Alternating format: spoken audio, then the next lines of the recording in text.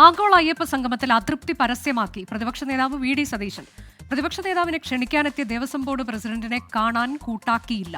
V D Satheesan കൂടിക്കാഴ്ചയ്ക്ക് വിസമ്മതിച്ചതോടെ Devaswom board സംഘം പ്രതിപക്ഷ നേതാവിന്റെ വസതിയിൽ നിന്നും മടങ്ങി.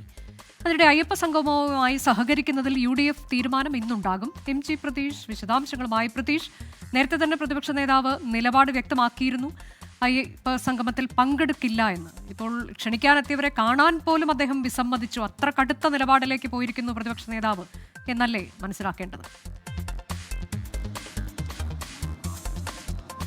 അനുജ, തീർച്ചയായും ഈ അയ്യപ്പ സംഗമവുമായി ബന്ധപ്പെട്ട തുടക്കം മുതൽ തന്നെ രാഷ്ട്രീയ വിയോജിപ്പ് പ്രതിപക്ഷ നേതാവ് വി ഡി സതീശൻ പ്രകടമാക്കിയിരുന്നു. അത് രാഷ്ട്രീയ നാടകമെന്ന് പറഞ്ഞുകൊണ്ടായിരുന്നു അദ്ദേഹം ആ പരിപാടിയിൽ പങ്കെടുക്കില്ല എന്നുള്ളൊരു നിലപാട് അറിയിച്ചത്. മാത്രമല്ല, ഈ അയ്യപ്പ സംഘവുമായി ബന്ധപ്പെട്ട് പ്രതിപക്ഷ നേതാവിന് ഉപരക്ഷാധികാരിയാക്കി സർക്കാർ ഉത്തരവിറക്കുകയും ചെയ്തു.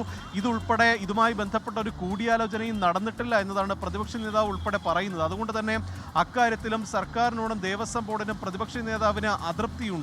ഈ സമയത്താണ് ഇന്ന് ഉച്ചയോടുകൂടി തന്നെ ഈ സംഘാടകർ, ദേവസ്വം ബോർഡ് പ്രസിഡന്റും ദേവസ്വം ബോർഡ് അംഗങ്ങളും ഉൾപ്പെടുന്ന സംഘാടകർ ഇന്ന് കന്റോൺമെന്റ് ഹൗസിൽ പ്രതിപക്ഷ നേതാവിനെ ക്ഷണിക്കാനെത്തിയത്. ഈ സമയം ഔദ്യോഗിക വസതിയിൽ പ്രതിപക്ഷ നേതാവ് ഉണ്ടായിട്ട് പോലും ഈ സംഘാടകരെ കാണാൻ കൂട്ടാക്കിയില്ല എന്നതാണ് ഏറ്റവും പ്രധാനപ്പെട്ട കാര്യം. തനിക്കുണ്ടായ അല്ലെങ്കിൽ തൻ്റെ അതൃപ്തി അവിടെ പരസ്യമാക്കുകയാണ് ഇതിലൂടെ പ്രതിപക്ഷ നേതാവ് ചെയ്തത്. അങ്ങനെ ഈ ഔദ്യോഗിക ക്ഷണക്കത്ത് പ്രതിപക്ഷ നേതാവിൻ്റെ ഓഫീസിൽ നൽകിയ ശേഷം സംഘാടകർ അവിടെ നിന്ന് മടങ്ങുകയാണ് ചെയ്തത്. ഇന്ന് ഇതുമായി ബന്ധപ്പെട്ട UDFന്റെ ഒരു ഔദ്യോഗിക നിലപാട് ഇനി പുറത്തു വരാനുണ്ട്. വൈകുന്നേരം 7:30 ഈ ഓൺലൈനായി UDF യോഗം ചേരുന്നുണ്ട്. ഈ യോഗശേഷമായിരിക്കും അയ്യപ്പ സംഘവുമായി ബന്ധപ്പെട്ട് എന്ത് നിലപാട് സ്വീകരിക്കണമെന്ന കാര്യത്തിൽ ഒരു അന്തിമ തീരുമാനമെടുക്കുന്നത്. ഇപ്പോൾ തന്നെ UDFൽ രണ്ട് അഭിപ്രായമുണ്ട്. ഈ വി ഡി സതീശൻ ഉൾപ്പെടെ ഇതിനെ എതിർത്ത് നിൽക്കുമ്പോൾ ലീഗ് നിലപാട് നല്ലതാണെങ്കിൽ എതിർക്കേണ്ടതില്ല എന്നതാണ്. അതുകൊണ്ട് തന്നെ ഇക്കാര്യത്തിൽ ഒരു മുന്നണിയുടെ തന്നെ പൊതുവായ നിലപാട് ആവശ്യമാണ്. അതുൾപ്പെടെ ചർച്ച ചെയ്യാനാണ്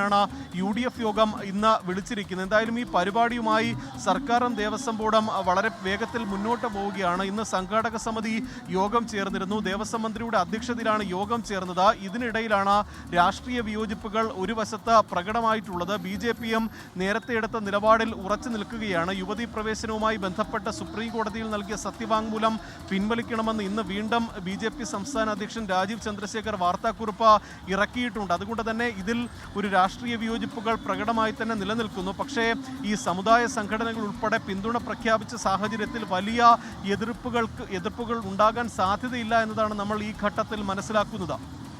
പ്രതീക്ഷ, ഇതിപ്പോൾ ചേരാനിരിക്കുന്ന UDF യോഗവും ആ തരത്തിൽ പ്രധാനപ്പെട്ടതല്ലേ? UDFൽ തന്നെ രണ്ട് നിലപാടുകളുണ്ട്. പക്ഷേ ഇന്നൊരു സമവായത്തിലേക്ക് എത്തി ഒരൊറ്റ ശബ്ദം എന്ന തരത്തിൽ അവരുടെ നിലപാട് എന്താ എന്നത് പുറത്തു വരും എന്ന് തന്നെയല്ലേ കരുതേണ്ടത്?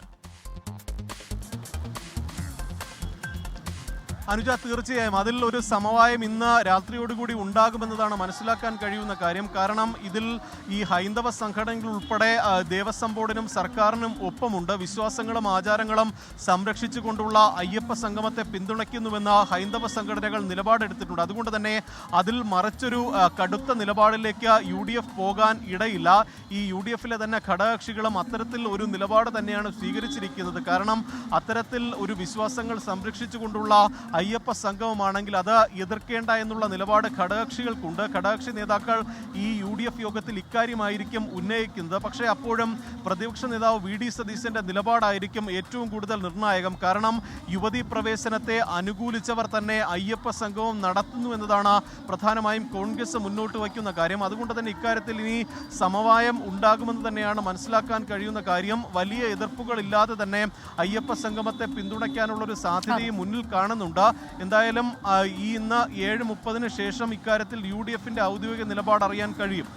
അതാണ് 7:30 ശേഷമാകും ആഗോള അയ്യപ്പ സംഗമവുമായി UDF സഹകരിക്കുമോ എന്നതിൽ അന്തിമ നിലപാട് അറിയാൻ കഴിയും. അതിനിടെ പ്രതിപക്ഷ നേതാവ് കടുത്ത നിലപാട് തന്നെ സ്വീകരിച്ചിരിക്കുകയാണ്. തന്നെ ക്ഷണിക്കാനെത്തിയവരെ കാണാൻ പോലും അദ്ദേഹം വിസമ്മതിച്ചു. പിന്നീട് മടങ്ങിപ്പോവുകയായിരുന്നു ദേവസ്വം ബോർഡ് അധ്യക്ഷൻ ഉൾപ്പെടെ എന്നുള്ളവർ.